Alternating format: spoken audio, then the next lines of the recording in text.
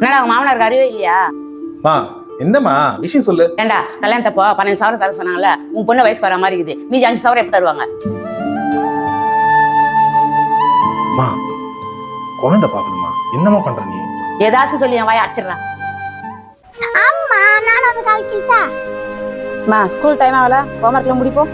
மா ஹோம்ஒர்க் எல்லாம் முடிச்சுக்குமா, நான் ஹெல்ப் பண்றேம்மா. மா தாத்தா ஆயாக்கு நாம தரனா அப்பா கேக்குறாங்க.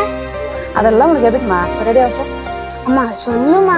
என் கல்யாணத்தப்ப 15,000 நகை போறேன்னு சொன்னாங்க நம்ம தாத்தா. 10,000 தான் போட்டாரு. 5,000 அவரால் போட முடியல. அதனால தான் உங்க ஆயா அப்பப்ப சொல்லி காட்டுறாங்க. நகையாமா தரணும்? பொண்ணு பெற்றவங்க கல்யாணத்தப்ப மாப்பிள்ளைக்கு வண்டி பணம் நகைங்க இதெல்லாம் குத்துதாம ஆகணும். மா நான் பெருசா எனக்கு கல்யாணமே வேணாமா.